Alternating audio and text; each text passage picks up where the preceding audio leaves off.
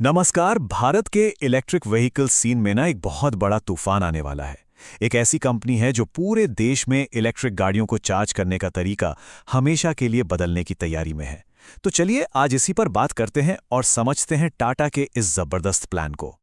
जरा सोचिए, अगर आज कोई इलेक्ट्रिक गाड़ी खरीदने का मन बना रहा है तो उसके दिमाग में सबसे बड़ा डर, सबसे पहला सवाल क्या आता है?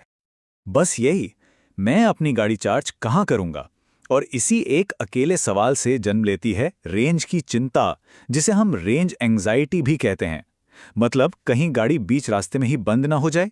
और सच कहूं तो यही डर भारत में ईवी अपनाने की राह में सबसे बड़ी रुकावट बना हुआ है। तो ये जो रेंज की चिंता है ना, ये कोई छोटी मोटी बात नहीं है, ये एक असली समस्या है। लेकिन ऐसा लगता है कि टाटा ने एक बहुत ही एम्बिशियस प्लान बनाया है जो शायद इस पूरी तस्वीर को ही बदल कर रख दे। टाटा का प्लान है पूरे देश में चार्जिंग स्टेशंस का एक जबरदस्त जाल बिछाने का। और जब मैं कह रहा हूं जबरदस्त, तो मेरा मतलब है ये प्लान वाकई में बहुत बहुत बड़ा है। 4 लाख, ये वो नंबर है जो टाटा 2027 तक अचीव करना चाहता है। जरा सोचिए इस नंबर के बारे में। 4 लाख चार्जिंग पॉइंट्स, ये संख्या भारत में ईवी के भविष्य को पूरी तरह से पलट सकती है।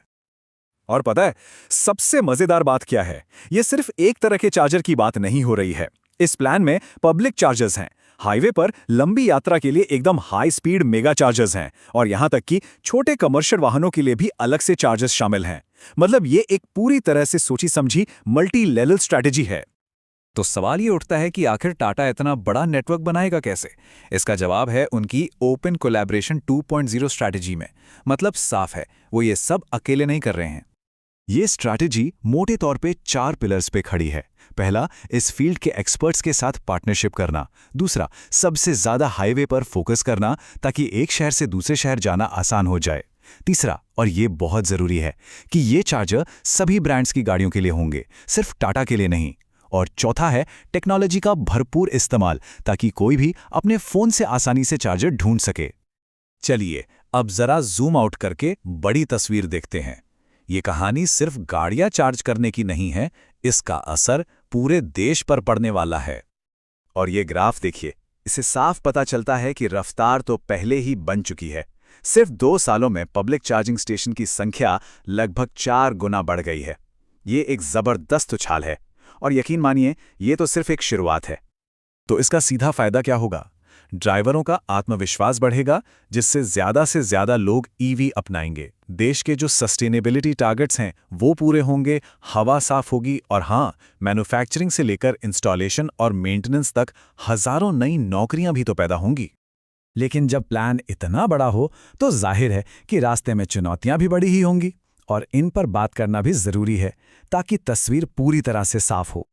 जैसे कि क्या हमारा पावर ग्रिड इतने सारे फास्ट चार्जर्स का लोड एक साथ झेल पाएगा?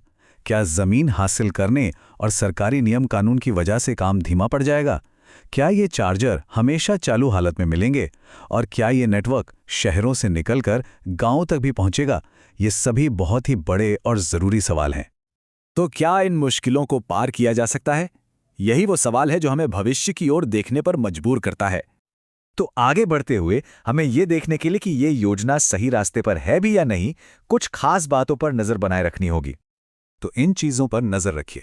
हाईवे पर लगने वाले नए मेगा चार्जर्स के बारे में जो भी खबरें आएं, घर पर चार्जिंग के लिए क्या नए ऑप्शंस और पार्टनरशिप्स आ रही हैं, सरकार की नीतियां कैसे इस प्लान का साथ देती हैं, और हाँ, कमर्शियल गाड़ियों जैसे कि ट्रक्स और बसों के लिए चार्जिंग नेटवर्क कितना तेजी से बढ़ रहा है। तो आखिर में सवाल यही बचता है, क्या टाटा का ये विशाल दांव ही भारत की ईवी क्रांति की वो चिंगारी है जिसका हम सबको इंतजार है? इसका जवाब तो खैर आने वाला वक्त ही देगा।